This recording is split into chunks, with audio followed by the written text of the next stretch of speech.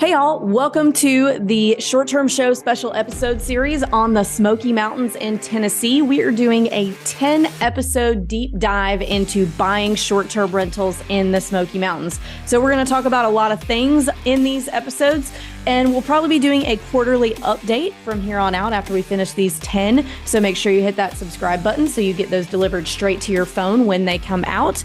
We do have some supplemental materials for you in addition to the content on this podcast. So any information that you need on current property pricing, you can find on our website at theshorttermshop.com. And we also have, courtesy of our friends over at AirDNA, current AirDNA data for this market on our website as well. So you can check that out on theshorttermshop.com. And if you guys are interested in buying a property in the Smoky Mountains with a short-term shop agent, you can email us at agents@theshorttermshop.com. Or if you just want to learn more about buying short-term rentals in this market, you can join our Facebook group. We've created a 50,000 person community on Facebook all about investing in short-term rentals. You can join that. It's the same title as my book. It's called Short-Term Rental, Long-Term Wealth. See you guys over there. Hey guys, welcome back to the short-term show / short-term rental Smoky Mountains podcast. We have not come up with an exact name of it as of the time of this recording. Today, we're going to be talking about one part of the analysis. So we've technically got a two-part episodes of analysis. We have a data and numbers separate segment, so make sure you check that out. On this segment, we're going to talk about expenses, because a lot of people will say, how on earth do I know what my expenses are going to be? So we're going to talk about that. But first, I'm going to introduce my expert panel. First on the list is Derek Tellier. Derek, you want to introduce yourself? Yeah, absolutely. Derek Tellier, I'm an agent with the short-term shop in the Smokies. Been around since the very beginning. Got 11 active short-term rentals in the Smokies. One more in the process of being remodeled as of this recording. So yeah, I dabble in the numbers a little bit. So I got a pretty good grasp on what these kind of things go for, and there's a lot of variables. So glad to be here and looking forward to helping out. All right, next we have Ethan McCarty. Introduce yourself, Ethan. Yep. So I'm Ethan. I help the short-term shop out on Facebook and doing different things like that. Currently have 2 cabins in the Smoky, a studio in Pigeon Forge, and a 2-bedroom in Gatlinburg. And also got a duplex down in Gulf Shores. But yeah, just like Derek said, happy to be here. Happy to talk expenses. All right. And last but not least, we have Julie McCoy, who almost needs no introduction. I don't know. I think we get an inflated sense of my profile at this point in our little bubble. Yeah, I'm Julie McCoy. I am one of the agents in the Smokies and in the Tennessee Smokies. I own 7 short-term rentals here, anywhere from a studio cabin up to a pretty big 4-bedroom with a pool. I've got a couple of those. And yeah, I've been around since 2017 in this market, and happy to talk about my experience with expenses. Awesome. So the first thing that I want to highlight here before we get into talking about different line items is that there's no way to know exactly what your expenses are going to be when you buy something. I like to tell people I liken it kind of to what I expect my expenses to be when I'm buying a primary home, because even though it is an investment, you're still paying all the utilities as if it were a primary home. So you definitely need to include a lot of extra things. I mean, this is pretty elementary. There's a lot of things you would include when you're analyzing a short-term rental that you would not when you're analyzing a long-term. So hopefully we're going to shed a little bit of light on what you can expect in this market, but we're not going to be able to tell you exactly what it's going to be. Unfortunately, I wish we could, but unfortunately we can't. So let's start off with utilities. So that's the first one that I want to hit. Not so much just, what it costs to keep the lights on, but where you are going to run into a higher or lower utility bill than in other areas. So we're recording this in the wintertime, and we just came off of an ice storm where the power went out in some places. And we had a lot of people saying, oh, my HVAC, my heater is not keeping up with what the temperature is. So, it was like 10 degrees outside, and they had the heater set to 70 and it was only keeping it to 60. And I saw a lot of people say, oh my gosh, my cabin's not energy efficient. Well, it must be leaking air everywhere. What is the answer to that, guys? Why is that? Why? Let's talk about that first. Well, first of all, the climate here is not getting temperatures like that around here is extremely rare. So you're right. These a lot of these are log cabins, and even if they're not log cabins, they're not energy efficient like they would be up in the north or the northeast, because they don't have to be. That you don't build to standards for Arctic temperatures when a market rarely ever sees that. So when you see something like that, that's extremely rare. It's going to be the issue. We run heat pumps here. We don't run furnaces like they do up north. It's just a different system that's just not designed to handle those kinds of temperatures. But you're going to see them every once in a while. So when that happens, electric bill goes up. I mean, it's the nature of it. It's going to run all the time. And you have to be willing to understand and accept that, factor it in a little bit. But it's very rare. You don't see that all the time. So you just got to look at averages. Yeah. So every now and then when that happens, because in the South, we have heat pumps that are a combination unit with our air conditioners. It's not a separate furnace. Being from the South, I didn't even know what a furnace was until I was an adult. I don't know that I still know what a furnace is, but they're just not made to withstand, long-term cold temperatures, because they don't have to in most cases. So every now and then you will see that in the Smokies. Maybe once every 2 years, you'll have something like that and your electric bill will go up. Anything else that you guys want to hit in relation to electric bills and maybe how you would figure out what it's going to cost for a property you're planning to buy? Well, there's a few things I think are worth talking about. One is thinking about what is the demand on your power system that may be different from your personal home. Hot tubs are very, very common in this area. It's a very desired amenity, and that is by nature going to draw more power than if you didn't have one. Also, indoor pools are becoming more and more popular. Those can be tremendous power draws.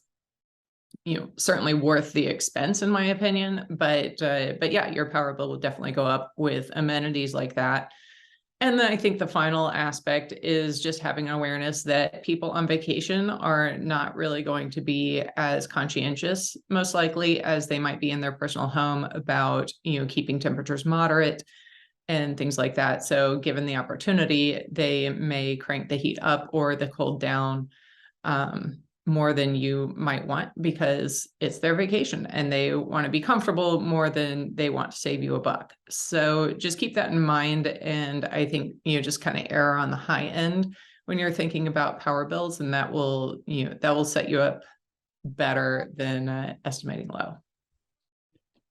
And to go off what Derek said of averages, you should just be able to call your electric company and get an average of the bill there. Or an idea of what it might run. So that's an option. You could always ask the seller to give a 3-month average of what the bill has been. So if you're looking to get a close to an idea of what you're after, you could go that route.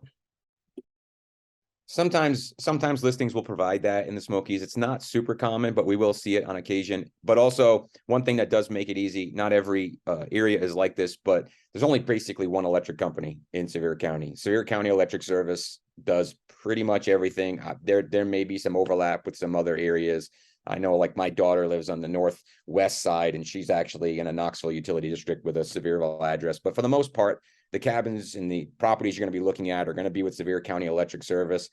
My experience has always been that they are super helpful and super friendly. You can always call them up, and yeah, they'll usually give you a 12-month average. One thing I think that's worth mentioning while we're talking about electric that people don't realize, and as agents we're guilty of not reminding everybody, is Sevier County Electric does require a security deposit when you start your electric service at your cabin. As a short-term rental, they do this to protect themselves, because in the past, between natural disasters and the recession we had in 2008, people stopped paying their bills, electric service got hit. So now they hold a security deposit. It is held, I believe, in an interest-bearing account, and you do earn that interest. You get it back when you sell your property.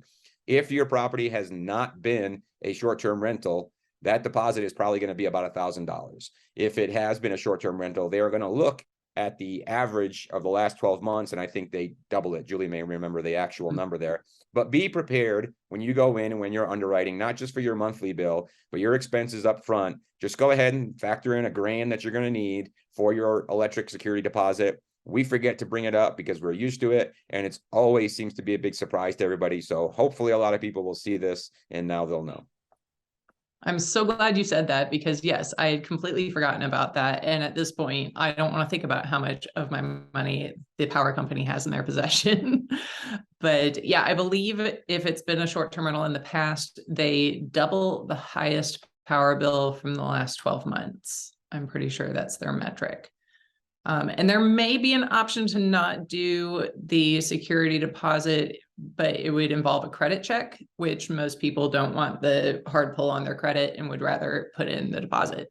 But if that's something that concerns you, you can always ask them if there are other options instead of the deposit, but be prepared for that.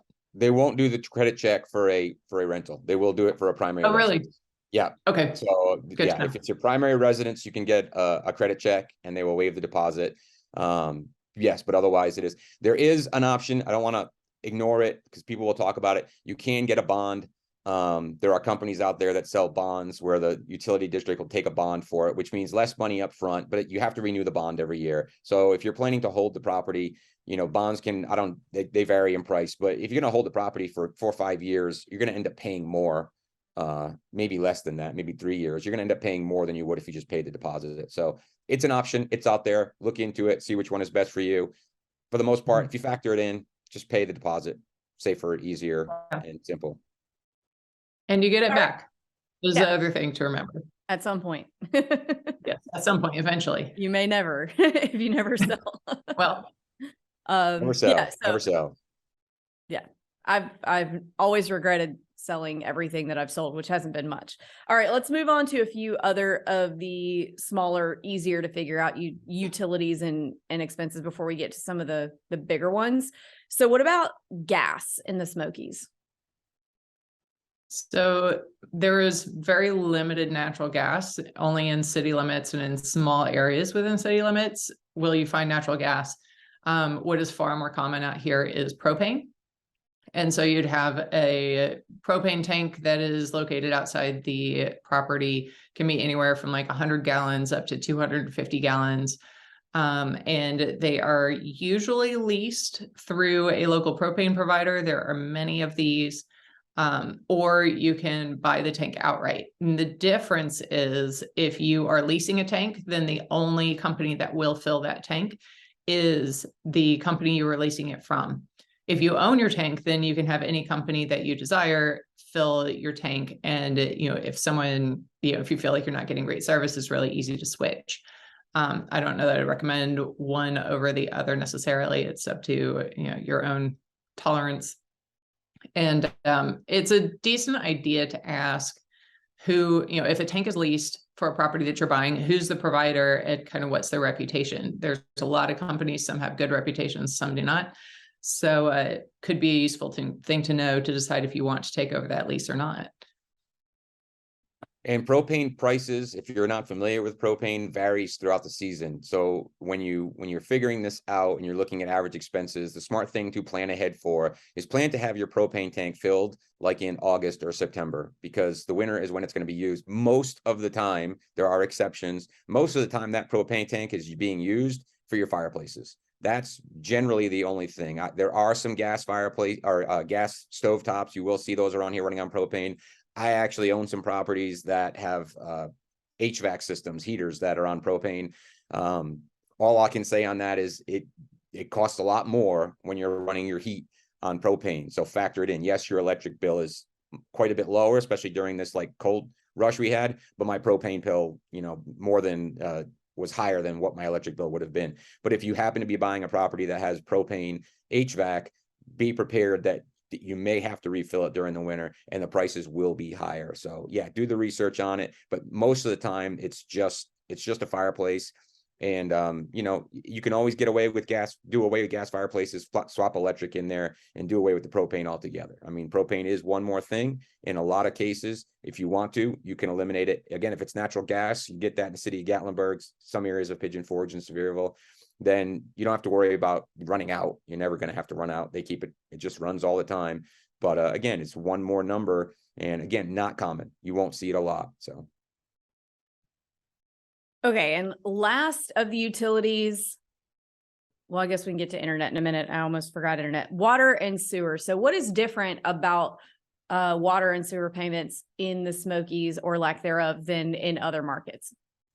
You usually don't have them. Most of our properties here are on private wells and septic systems. So we see shared wells quite a bit, but a lot of times the cabin will have its own independent well. That is its water source for all of the water in, in that property.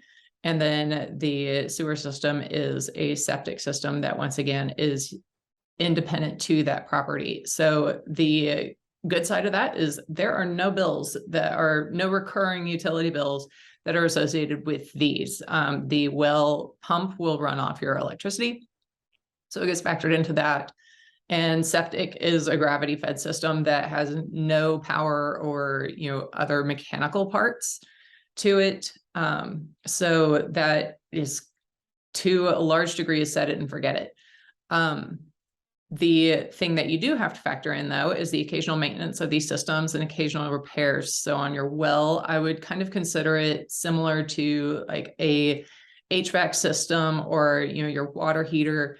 Every 10 years, 15 years, the well pump will eventually reach the end of its life and need to be replaced. And so just kind of budget for that as a capital expenditure, probably $1,000, $1,500 can depend on the depth of the well and some other factors. And there are some other, parts of the well mechanism that may need occasional upkeep or replacement that are less expensive, over time. So if you want to kind of budget what you would ordinarily pay for maybe a water bill, $50 a month or something like that, put that in your underwriting just to cover, those occasional costs when they come up. And on the septic side, it's a good idea to have your septic tank pumped every couple of years, just to keep things, moving through there cleanly. And, any debris that gets in there that shouldn't be in there, anything inorganic, will get taken out, and it'll just help limit the potential for problems down the line. If used perfectly, a septic system should just kind of go indefinitely, but we do not live in a perfect world and guests are not perfect either. So that's my take on it. A couple of points I'll add on the well and the septic. One, I know, a lot of our clients and a lot of people who are buying in this area are not used to wells and septic. So the first thing is really high level. A well is a big hole in the ground that they drill down until they find water and they drop a pump in it. It's that simple. There is nothing complicated about a well. It is simply a hole in the ground because every place on this planet has water if you go down deep enough. We are in the mountains. Some of them are deeper than others, but bottom line is that's all it is. A septic, there's a lot of different systems out there, but most of our systems are simply a septic tank with a drain field. And again, Google it. You can learn all about them. One thing I'll recommend is, if you don't know the history of the septic, if the seller has never had it pumped or has no idea when the last time it was pumped, just go ahead and plan to have it pumped. Depending on where it's located, how easy it is to find, how deep it is, will decide how much it's going to cost. Go ahead when you're thinking about that, talk to the septic company you're going to have, pump it when you get started, and ask them about having a riser put in. So when first time they dig it up, it's going to cost you more. They got to find it. If they add a riser to the top of it, basically they're adding a little chimney, a little cap that makes it easy for them to get to the next time. So in the future, when you have to have it pumped, you're only going to pay for them to pump it. They come, they open the lid, they drain it, you're good. Just know that, think about it, factor it in. It'll probably cost you a couple $100 to get that done. And if nothing else, it'll save you aggravation down the road. You don't have to worry about your yard getting dug up next time it has to be pumped. And of course, there are areas that we do have utility water and sewer in the Smokies. Again, back to like the gas in city limits, city of Pigeon Forge, city of Sevierville, city of Gatlinburg, all have city water. And and sewer in some areas. If one thing I definitely, again, they vary cost wise. One thing I will point out, the eastern side of Gatlinburg, there is a utility called Webb Creek. If you are buying anything in the Cobley Knob area or out in that area, know that Webb Creek is one of the highest utility companies in Tennessee. So if you're getting your water and your sewer from them, probably need to at least double, if not 2.5 times what you would probably think your utilities are going to be. I believe the minimum water bill for Webb Creek is $120. That's your baseline. I have a property out in that area, and it took me by surprise when I first got it. So if you're on a Webb Creek, again, just bump that number up a little bit. It's definitely going to be higher than anywhere else. Oh, that's a pro tip. I had no idea. Okay, next, let's hit on internet briefly, and then we have some of the stuff that's a little like meatier and harder to kind of understand for newbies. So internet, there are places in the Smokies, and it's getting to be less places all the time, but there are places where you can't get regular internet. So let's talk about first what the usual companies are that do provide, quote, regular internet, and then what your alternatives are if you've got a great property that's in a place that those places don't service. So Spectrum, I think, is the biggest one, right, for cable and internet. And then there's also AT&T. And Xfinity. Oh, yeah, Xfinity and Spectrum are the two biggest cable providers in my experience, and they kind of have their own territories. You don't usually get a choice. It's just who services where that property is. Yeah. So you would just, when you go to close and you need to get your cable and internet, or you should probably know what this is before you close to make sure you don't have to go an alternative route, is find out who services it and call them to get your stuff connected. Let's talk about the expense of having actual cable versus just internet with streaming services. So we personally cut the cable cord and just have streaming services, BYO password. What about you guys? What are you seeing as the price difference? Because I think we're paying like maybe $120 a month for just the really good internet and not cable. So yeah, I'm the same. I have cut the cord on all but one of my properties. One of my bigger ones, I still have cable at, mainly because I wanted to remove all mention of cable in my listing and give it a buffer before I cut it, so that somebody didn't book it and find out that it had cable. I have cut it or never had it at all my other ones. The cable is extremely expensive. It'll triple your internet, what your normal internet bill would be typically. And the reality is most people, you'll occasionally get people that, they want to watch the game on Saturday. As long as it's disclosed in your listing, it's not a big deal. I never get any real complaints about it. And here's a tip. If you've got Xfinity or Spectrum, usually when you get a new service, it's $50 a month for 12 months. And after 12 months, it goes up to like $90 a month. Wear them out to get them on chat. Text them, tell them, hey, my bill went up. I know my promo expired. I'd like to, how do I get that bill back down? I promise if you keep doing that, you're going to get your bill back down. I have never more than a month or two paid more than $50 for internet in 3 years in this market with high speed. They'll try to sell you on a higher speed, 800 megabytes for, $10 more a month. The typical is 300 to 400. It's plenty fast enough for just about any cabin out here. So wear those guys out. Now, if you can't get one of those, that's a whole different scenario. And everything I have has cable, so I can't speak highly to it. Ethan may have one, and I think Julie has some that she can speak a little bit more about those alternative ones. I am blessed with Spectrum, so take it away, Julie. Yeah, I mean, I think the ideal is if you can get Spectrum or Xfinity, just because it's a hard line that, generally you're not going to deal with, weather interference or outages beyond what you may experience with power outages or something like that, which, Avery, we should circle back around to power outages at some point.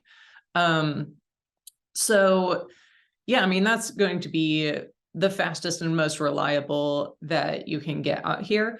However, there are certainly plenty of places that it does not reach yet. And my 3 largest, most expensive, highest revenue generating cabins, none of them are on Xfinity or Spectrum. So I've got 2 different internet solutions there. It's the same type of technology. They're just 2 different companies. And they utilize a broadband technology. And I am not an expert on how this works, but it's essentially a line of sight, kind of like a satellite, except instead of a satellite in the sky, it's space orbiting the Earth. It is a land line of sight, little satellite. So I've got these little dishes that are like this big, mounted on the side of the house, and it looks at, usually it's piggybacking off of a nearby property that gets that service. And so that is how that functions. I've had a very good experience so far with both companies on this. I don't get complaints about my internet speed, and none of those properties have ever had a TV subscription of any type, even satellite TV. So everybody's streaming everything. They are all 4-bedroom properties that are over 4,000 square feet. So, lots of devices and things like that. So generally speaking, I haven't had an issue and feel good about recommending those companies. The thing to know is, because it is line of sight, then there needs to be a line of sight available. So they are not going to be able to access all things as well. You may have to call around to a few different companies to find one that will serve as your particular property. So my newest one, I went to my original company and said, hey, I'm buying this property, do you service here? And they said, no, not yet. We're working on it. It's a work in progress, but we're not there yet. So I reached out to somebody else, and then we still had to jump through a couple of hoops. I had to get a whole dish installed on my neighbor's house, who is also fortunately a client of mine, to get the service over to me. But made that happen, and that's been great. So that's your best bet if you can't get, your typical cable internet connection. Then the third, option now, Starlink is getting established here. That may be a good option if you've got the correct, view of the sky. If you're covered by a bunch of trees or down in a valley, that's probably not going to be the best option for you. But if you have a very wide open view of the sky, could be a great solution. I've got some clients who have Starlink and love it. And then the final thing would be satellite internet. If you have no other option, then you can go with like a satellite provider like Dish or Viasat, HughesNet. Yeah. There's a few of them. There Typically that's pretty slow, right? I have never had a good experience with them. I've not tried recently, but that tends to be maybe email only. You're not going to want to cut the cord on that. I don't think it'll support, any sort of robust streaming. There's usually data caps, and so on. So that's a less than ideal solution. But it does exist. I was going to say, not to overly complicate, there is one other side. There are some services out there that are strictly cell phone signal providers. There are some, Viper Broadband is a popular one where they use multiple different providers. They just put a different SIM card where they're literally using your 4G or 5G signal just like your phone is. So if you're out there and there's no Xfinity, there's no Spectrum, these aren't options. You don't have a clear line of sight. If you can get a cell phone signal, you can probably get some type of service that will work off of that type of signal. Tends to be a little bit more expensive, but sometimes that's the only option. And last but not least, here's reality. Here in the Smokies, there are cabins where you will not get internet, period. There's no options, no line of sight, no satellite dishes, no cable, no cell signal. Be aware, it can happen. Sometimes it's because it's in a little holler dipped out in the middle of nowhere and you just can't get anything. Not common. Sometimes in those, we mentioned AT&T at the beginning, if it's got phone lines to it, you can sometimes get like a DSL type service that'll be kind of slow. There is potential for that, but it is a rare occurrence that you will have a property that will have zero internet. I owned one for a while, and eventually one of them started servicing. So what are the names of those line of sight ones, Julie, so that people can check that out if that ends up being the way they have to go? Yeah, HollerNet is the most popular one. I think they've got kind of the biggest reach. And then the other one that I'm familiar with is called Wi-Fi Squared, and they are a Wares Valley based company. So they've got a pretty broad reach in Wares Valley, and they're working on expanding that. But But yeah, if you've got a property in West Valley, I would definitely reach out to them.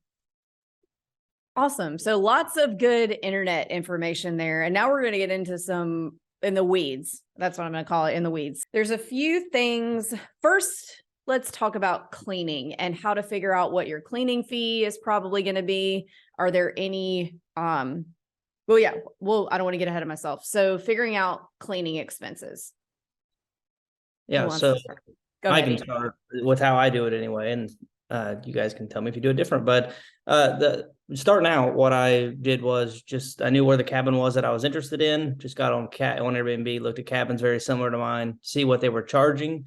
Assumed they had a little upcharge into that, and got a general idea of what I might be spending on cleaning. The other thing that you can do is call a couple cleaning companies and tell them the size of the bedroom, get a couple quotes, and you would know exactly what you're going to spend there. I already said it, but remember, you get charged one thing and you can charge another thing, so you could make a little bit off of your cleaning. So that's how I do it on my end. Yeah, I agree with that. Enemy method, what surrounding cabins are charging, you want to keep your fee in line with that. Not be too high or too low, in my opinion, though you can play with that in a number of different ways. But that should give you a good idea of what the baseline should be. And there can be a pretty broad spectrum of what you get charged based on the company. A big impact is, part of it's going to be about how big is the property, how many square feet, but another thing is going to be how many beds are there, because they're changing linens on all of those beds every turn. And so if you've got a 1,500 square foot cabin, but you really pack them in, there's, 10, can sleep 10 people, there's, I don't know, a bunch of bunks or something. And there's 6 or 8 beds in that place, they're going to charge you more because that's more laundry that they'll take it off site, have to launder it off site. That's more time that they're investing in your property. So it's not just a function of number of bedrooms and square footage. It's also going to matter how many people you're sleeping. And, any extra spaces, anything extra that you may be asking them to do. It is very typical that that hot tub care is included in this cleaning fee. So the cleaners will generally will drain the hot tub, clean it and refill it every turn. That is an ordinance here in Sevier County. So that is supposed to happen every turn. And your cleaners will typically handle that as part of the base cleaning fee. Yeah, and you'll want to keep in mind, if you're going to allow pets, you'll be charged a little more. You'll be able to charge a little more as well, but just keep that in the back of your mind. Yeah, so all those things are going to factor in. Every cleaner is going to be a little bit different. It's also in what the cleaner provides. Most of the cleaners in the area it's pretty standard that they're going to supply your basic soaps and paper towels and toilet paper. But you may have a pretty nice property and they may be providing the cheapest Costco toilet paper and paper towels they can get. And you may say, no, I want something better. So you may have to Hey, don't knock Costco toilet paper. Costco toilet paper is awesome.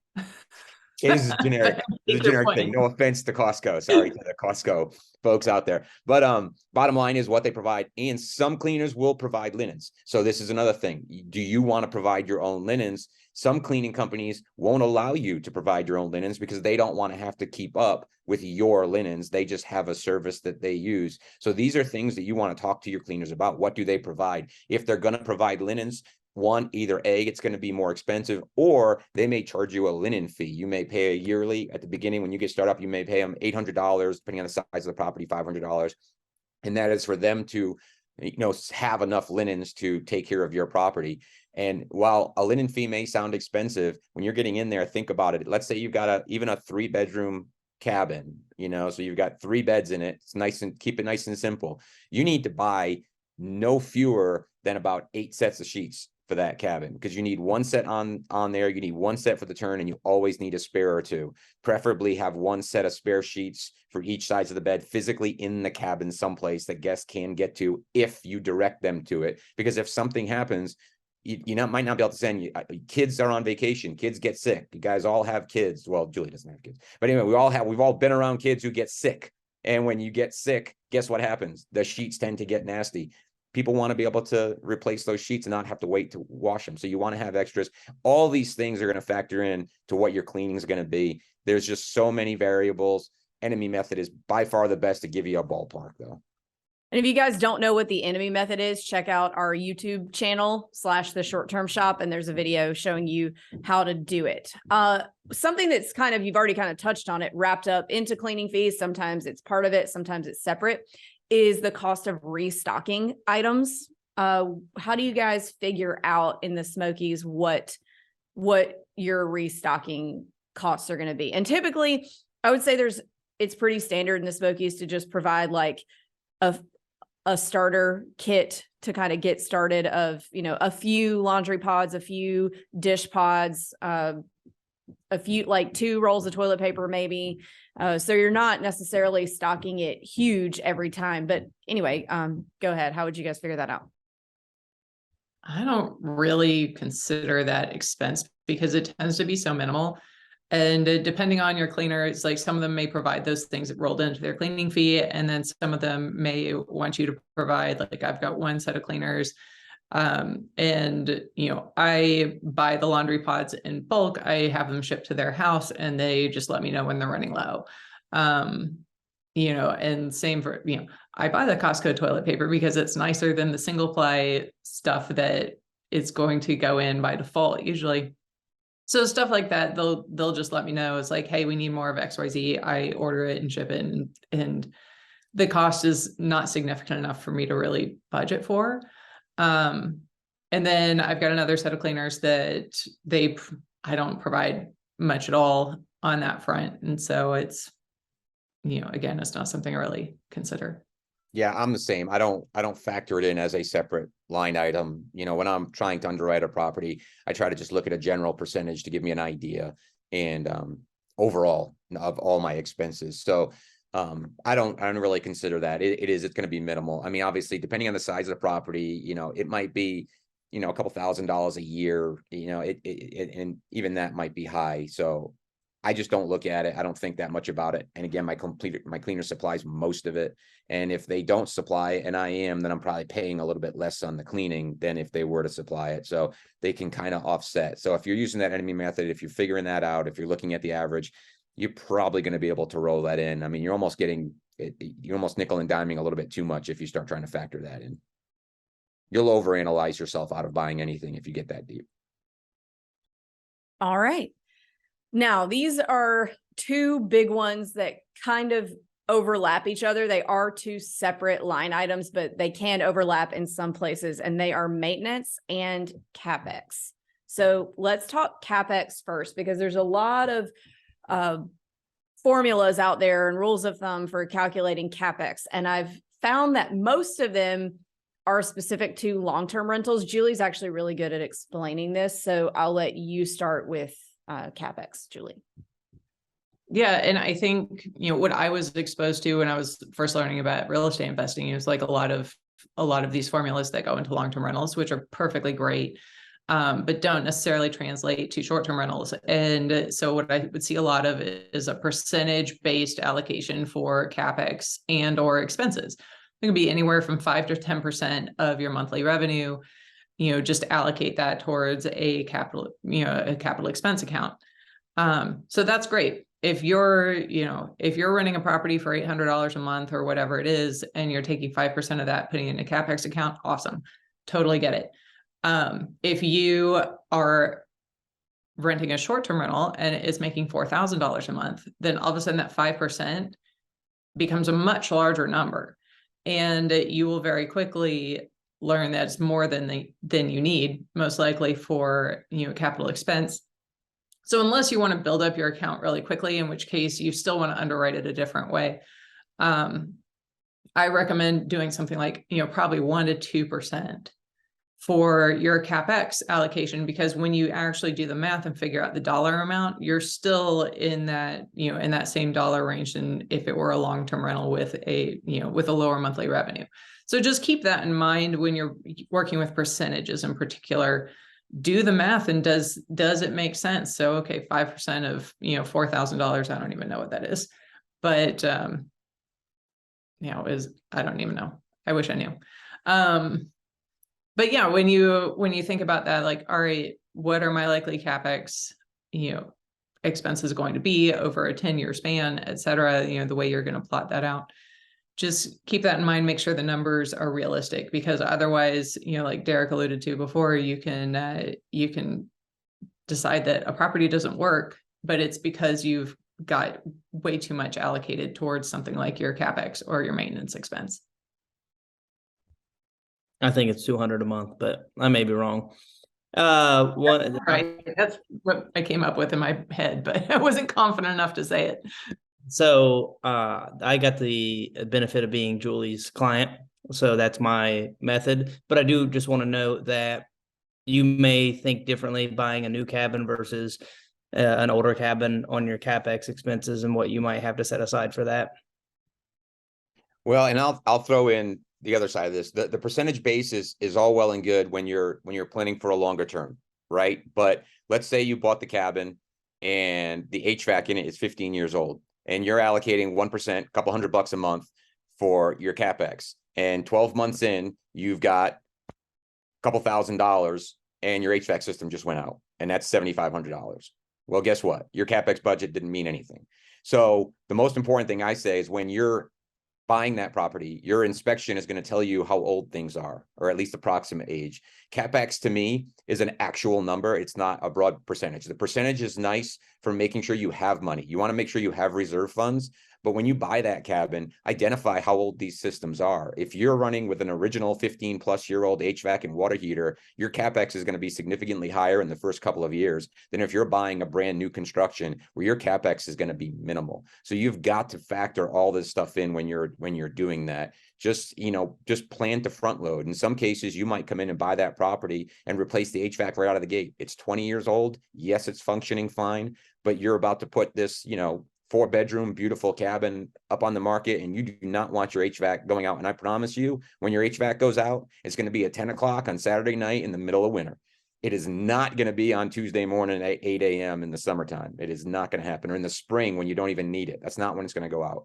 So know what your systems look like when you buy and just plan for it on that aspect of it. And then once you get established, yes, absolutely, have some reserves put aside. A lot of that comes down to, I like to say, man, whatever makes you sleep well at night.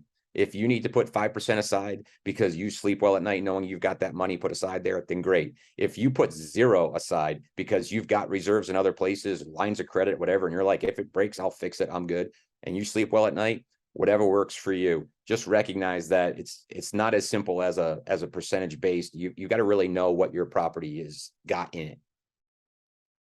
Yeah, for sure. I think those are all excellent points and need to be considered. And I had some other point that I wanted to make, and now it's escaped me, so I apologize. Well, we mentioned maintenance too, with the overlap there. I'll say I kind of treat maintenance. Obviously, it's usually going to be a little bit more money than your supplies aspect of it, but I kind of treat maintenance the same way as I do supplies. I mean, maintenance is replacing your HVAC filters. If you might have a water filtration system or salt that you need to add to your water system or something along those lines. In the end, it's really not a big deal. You're going to have little things, yes, they're going to rip towel bars off of walls. You're going to have to send handyman out to fix stuff. Again, I just make sure that I have a comfortable reserve that I can handle that kind of stuff. I don't put an actual percentage on it. The analytical folks are going to want to put something out there, put another 1 or 2% on something like that. Just know that it's going to be a lot more wear and tear than a long-term rental, whereas long-term rentals, you're only sending somebody in when something major breaks because the tenant is usually responsible for everything else. On a short-term rental, if it's little things like the towel bar falling off the wall or like a doorknob being loose, you're going to have to replace that. So you're going to have to send a handyman out. And it's not a bad idea to maybe, especially during peak season, maybe once a month or every 2 months, just have a handyman or somebody and trust go out there and say, we got a turn today or we got a day off, put it on the schedule, go out there and spend a few hours and just walk through the property and look at all the stuff, make a list of the things that are typically loose and break and just go through and do a quick maintenance on them. If you do that, you'll actually be better off than waiting until it breaks. Totally agree with that. So while we're on the subject of maintenance, so what are some things that might be kind of specific to the Smokies or certain types of properties in the Smokies that may require maintenance regularly that people didn't necessarily think of. So for me, I'll start. My example that I'm going to use is staining of a cabin. A lot of people don't realize that that is something that has to be done every 5 to 10 years, whether it depends on what kind of stain you get. If you're getting a translucent stain where you can still kind of see the wood grain underneath, then typically that's about every 5 years. It's every 10 years if you're getting an opaque stain, which is more like cabin colored paint.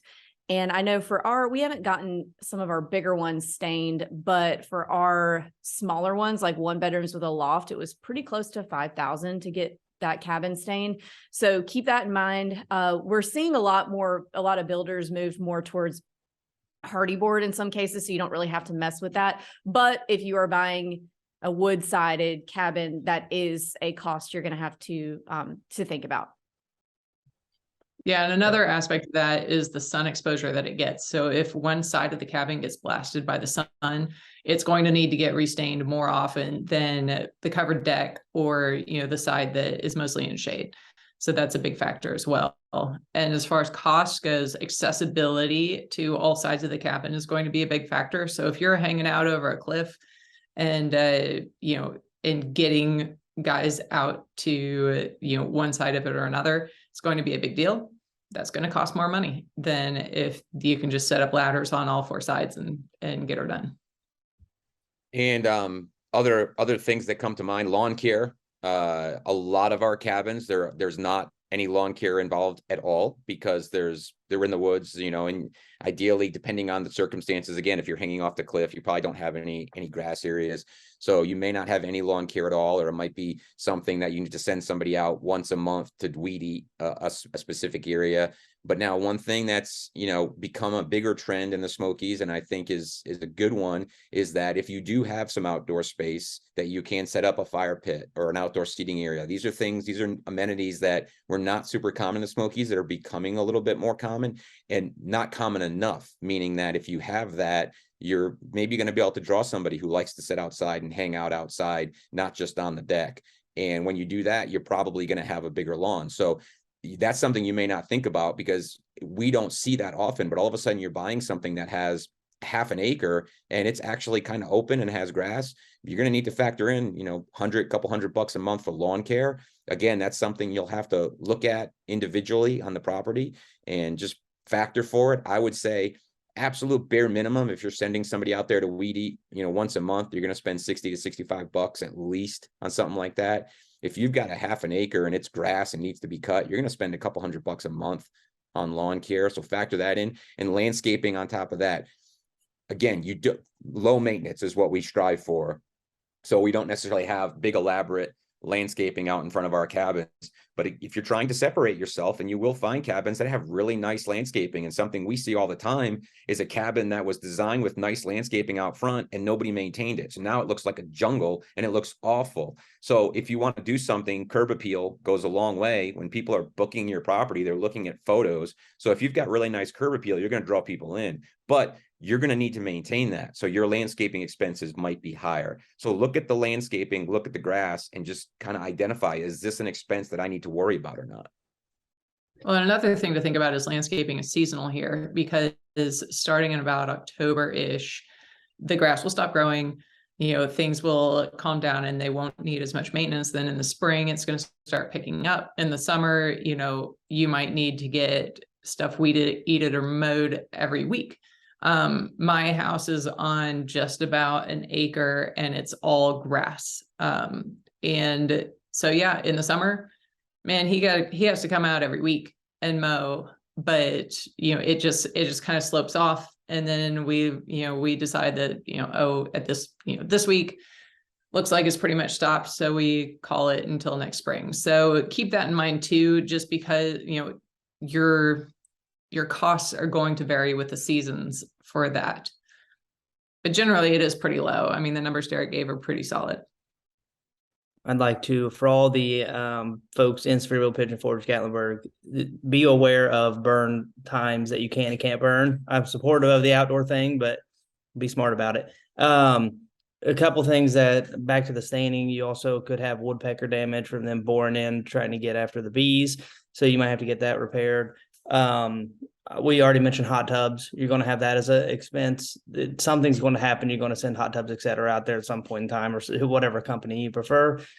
Or I don't know if you're going to talk about pools specifically, Avery. If you got a pool, you got extra maintenance. So those are just some of the things that I had wrote down. And another thing that I've only bought old cabins, so I think about this maybe more. A lot of wood, a lot of decks, and that wood over time needs one stained and two replaced as it rots and stuff. So you got to keep that in mind. Yeah, let's talk about pools. I've found on average the pool maintenance cost to be like roughly $150 a month. What do you say to that, Julie? Mine's been a little higher. Now there are a couple of different ways that pool maintenance companies will handle things. I have my guy go out every turn instead of on a schedule, because I don't want to deal with like, oh yeah, the pool guy's coming on Tuesday at 10 a.m. Hope you're up. So yeah, I prefer to do that. So depending on how busy it is, how many turns I have in a month, then the cost can go up. But basically, if you've got an indoor pool, or if you have a pool in general, then you're going to have someone coming out regularly to make sure that the chemicals are balanced, the water level is good, things like that. And this is somebody who is going to be different from your cleaner. Your cleaner will often do the hot tub, but they will not do your pool. You don't want them to. You want someone who is experienced with the types of chemicals that are needed to keep, the pool levels correct, and have a conversation with your pool person and with your cleaner to understand who is doing what. Because there could be things like, who's responsible for making sure the tile at the water line stays clean? Is that your pool person, or is that your cleaner? Who's responsible for making sure the furniture is neat in the pool room, et cetera, et cetera. So make sure that everyone understands the roles and expectations there, just so that you don't wind up with a situation where everyone thinks everyone else is doing it. How about hot tubs? So every property in the Smokies has a hot tub, and if it doesn't, it needs to, just to be on par with everyone else. So how much money would you guys say you're spending a year, because it won't be a month, on hot tub maintenance? I don't really necessarily feel like I have a specific hot tub maintenance budget. The cleaner, again, that's built into your cleaning fee, that they're, like you mentioned, they're draining and cleaning it. A lot of times they'll take care of the filters. You'll have some, either bromine or some type of chemical that they're adding each time. It's pretty minimal. You may, again, back to your supplies, it kind of falls in. I would fall that into my supplies if I'm having to buy those chemicals and the cleaner does it. Yes, they'll break down. They don't work. The biggest thing with hot tubs is your time, because you're going to have, 1 out of 15 or 20 guests is not going to understand how to use it, and you're going to spend some time on it. And that's not maintenance, but it's maintenance on your brain sometimes to have to deal with that. So I don't factor in any special maintenance time or cost for the hot tub. The hot tub is what it is. And I do own a couple of properties that do not have hot tubs. And what I'll say to that is, they definitely don't make as much money as a property that does have a hot tub. And I try to, I make them pet friendly. I do other things to try to compensate for it, but they're also properties that I paid less money for. So if I'm making a little bit less money, it's okay. So it's not 100% got to have one, but it is about a 95 to 98% that you need to have one. I'm the same. The only thing I'll mention is the hot tub, if it has not a hard lid and has a soft lid, that will have to be replaced after some point in time. I was going to say, I have lost a couple of hot tub lids recently to bears. Bears like to eat them.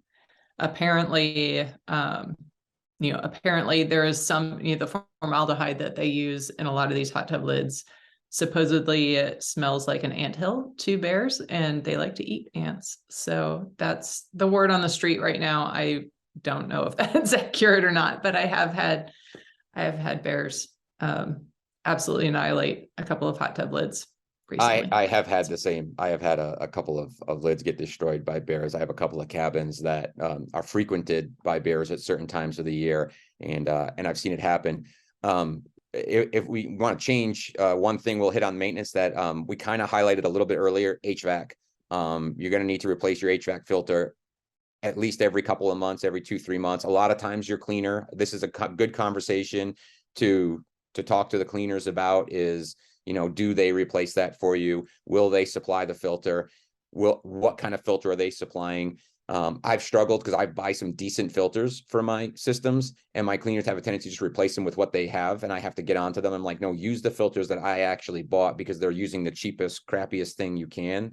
And what to me, I want a good air filter. That's really important to me. So factor that in. That may be an extra expense you have. A good air filter is going to cost you $15 to $20 on average. So if you're replacing that 3-4 times a year, that's a small number, but know that it needs to be done and have a plan in place. And you can get a lot of HVAC companies that will do yearly, sometimes twice a year service. Definitely recommend it. Have somebody go out there 2 times a year. They'll make sure the filter's clean if the cleaner's not doing it, but they'll do a quick tune up on the system. Your HVAC system will last a lot longer if you're paying that money to send somebody out there. It may feel like that money you're just throwing away, but in the long term, the peace of mind and safety of it, it's worth it. And a lot of those services, if you're paying that monthly fee for them to go out and do it, then they'll give you a discount or even a waive a service call if you do have something going on, and you're going to at some point. So I would definitely look into HVAC maintenance programs. Awesome. And before we go, are there any other things you think we need to hit as far as hidden expenses of this market that people will probably end up having to pay that they don't think about? You don't think about before you buy a property in the Smokies. I wanted to mention pest control. I don't think we mentioned it today. You're going to have good one. Yes. monthly pest control expense. I think there's a couple companies that do it, but it's not too bad. You can call and get a quote for what the property would be. The second thing is maybe Derek mentioned landscaping, but tree control. If you got trees close to your cabin, you got trees blocking the view, something you may want to keep in the back of your mind. And then we didn't hit on too much, but the property may have an HOA fee, and you would just want to see what that includes to cover for your specific property. Yeah, that's a good point. With HOAs around here, it's usually pretty limited. There's a lot of HOAs where, where they're planned unit developments. So you can almost think of them like freestanding condos or townhomes, and the HOA controls all the common area. And in that case, most of the time they are handling the lawn maintenance. You can ask your agent for details on that. And so in that case, it would offset that cost. A lot of times there's a community pool. There may be a private road system that they're maintaining. That's what we see most commonly in HOAs here. There's a couple of them that include other things, may include some utility costs, but that's less common. And then a note on tree control. If you are in an HOA, before you cut any trees down, please make sure that you are not going to get in trouble with the HOA for that, because there are HOAs that either they own the trees and you don't have any right to cut them, though they'll usually allow you to trim back branches so they're not in contact with your house. Check with the HOA. But even if you own a lot where, your house is on an acre or something like that, but you're still in an HOA, there are plenty of times there are restrictions on the size of tree you can cut down. You can't just clear cut your lot to get your amazing view. They often will not allow you to cut anything that is more than 6 inches in diameter or something like that. So just be aware of that before you actually cut anything down and potentially incur fines. A couple of other things I'll mention. We mentioned linens earlier, but towels are the same. They fall into the same category. Some people include, linens and towels, or they'll say linens and they mean sheets and towels combined. You will be surprised if you're supplying your own stuff, especially on a slightly bigger cabin, how much money you will spend on linens and towels in a year. That is something that will catch people off guard. You might spend $1,500, $2,000 to get your cabin started, and you might spend another $500 to $1,000 a year. And Julie's shaking her head. She's probably got bigger numbers. My daughter, who handles all that for me, would probably be able to give you a better quote on that stuff. But it is very, very expensive to get those set up. Pest control, again, good highlight. There's different companies out there. Some will do monthly service, some will do quarterly service. Trust your pest control guy. There's specific types of pest control. Hopefully they're talking about it. Some people will talk about bed bug control. I know Luke recently did an episode on his podcast talking about that specifically. So there's plenty of resources out there if you want to dig in deeper on that. And I had something else and it's escaped me. Well, I'm going to say on the pest control thing, do not skimp this expense. It is the woods. There are lots of pests. And if your guests see one inside, they are going to throw a fit. So, you really want to do that. That is not something that I would consider an optional expense. It is not very expensive, and it will save you a lot of headaches and potential property damage down the line. And I want to talk a little bit about carpenter bees, because that's something that is pretty unique to this market. So we have carpenter bees. They are these big, fuzzy, bumblebee-looking insects that like to, they breed in the spring and early summer.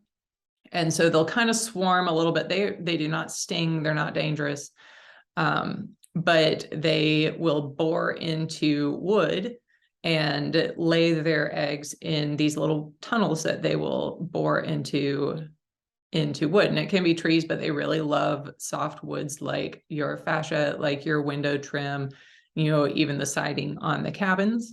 So you will often see, these little holes that are maybe like 1/2 inch in diameter in these elements of the cabin. It's very normal. It's not really destructive. It's more of a cosmetic thing. But what will happen is woodpeckers are also prevalent in the area, and they love to eat carpenter bee larvae. And so they will come and they will peck out these big gouges into the wood trim or wherever the carpenter bees have gone ahead of them.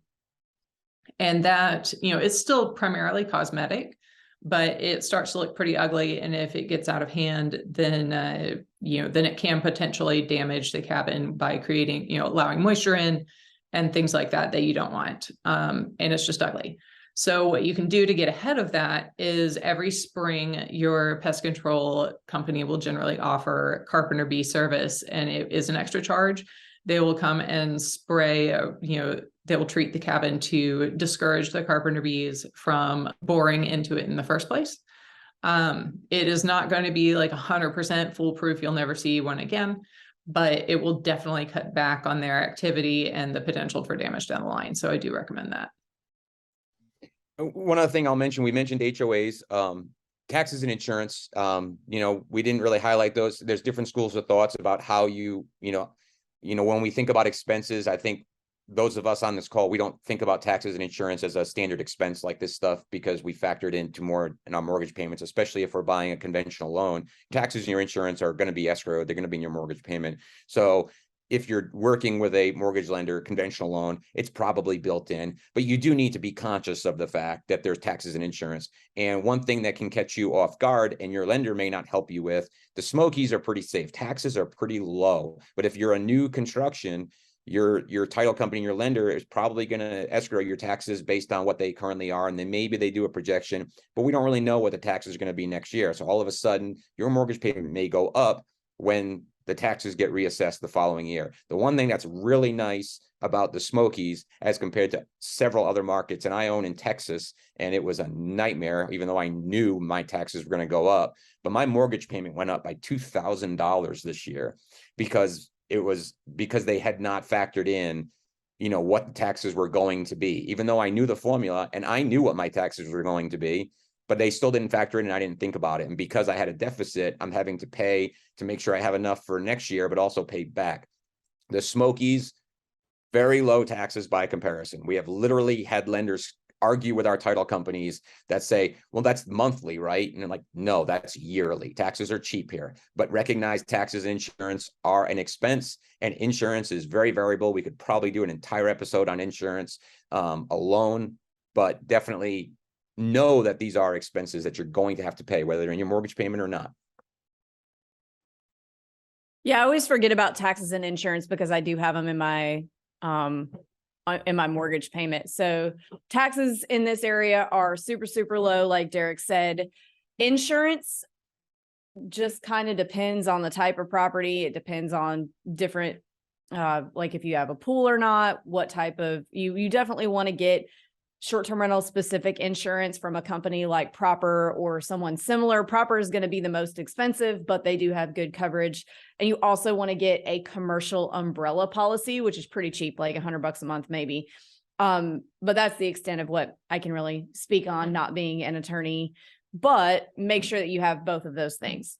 Umbrella policies are closer to a couple $100 a year. They're really cheap. I mean, depending on the size Oh, of your that's what I meant, a portfolio. year. So Yeah, and they're very, very, very cheap. So definitely. And we talk about property, those other companies, a good insurance agent. We've got a couple of local ones, that we use that do understand it. Just understand that you want to make sure you know what your coverage is. The most important thing, making sure you have loss of use coverage or loss of rent coverage. They call it different things, so that if your cabin is not available, there's a policy in place that will help to reimburse you for what your potential income could have been. Again, these are very variable. Talk to your insurance agents about it, but know that you want to make sure that you have a policy that will cover you for that aspect of it, and just, cover you for what you're going to need. So talk to somebody that knows what they're talking about and understands, and make sure that you can understand what's going to happen if my cabin burns down. I mean, I hate to bring that up, but I mean, it's a reality that it can happen, whether it's because of an idiot guest or a natural disaster.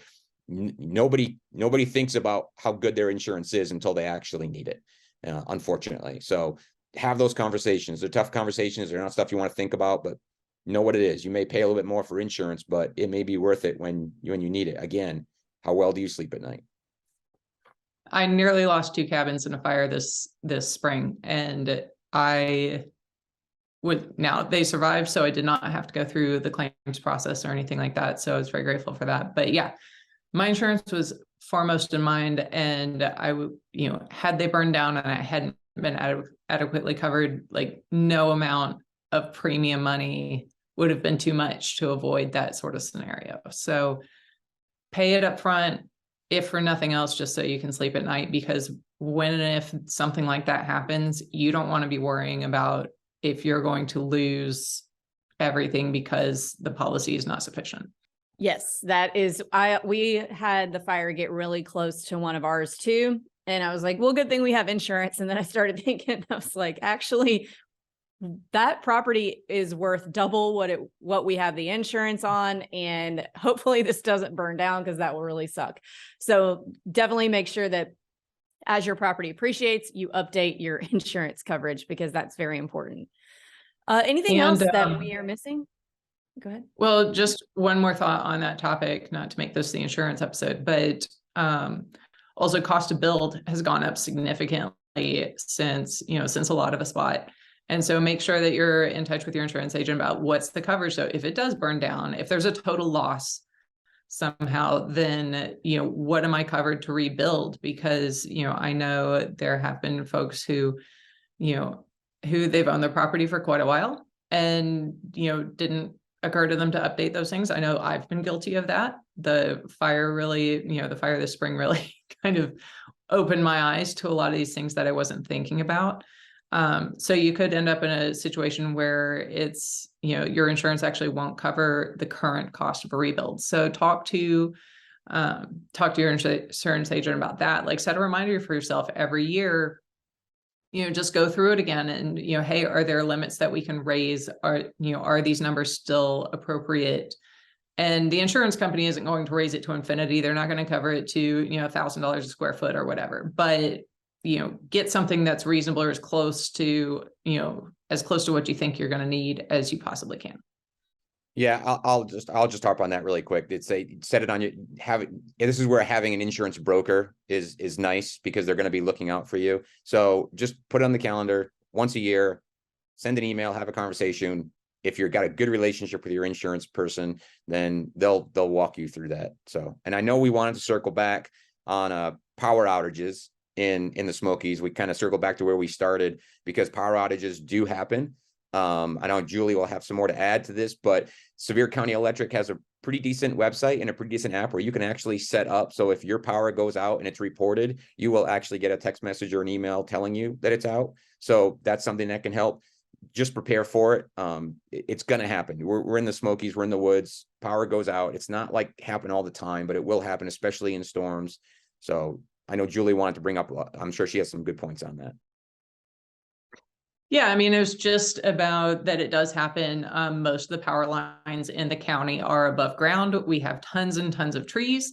We also have storms with strong winds that blow through, or if we get a really heavy snow, which doesn't happen very often, but once every year or two, we'll come down and bring trees down, and that will always result in power outages. And it could be just like a one-off where, just a few places lose power. It could, if there's a major storm, then it could have a pretty big impact across the county.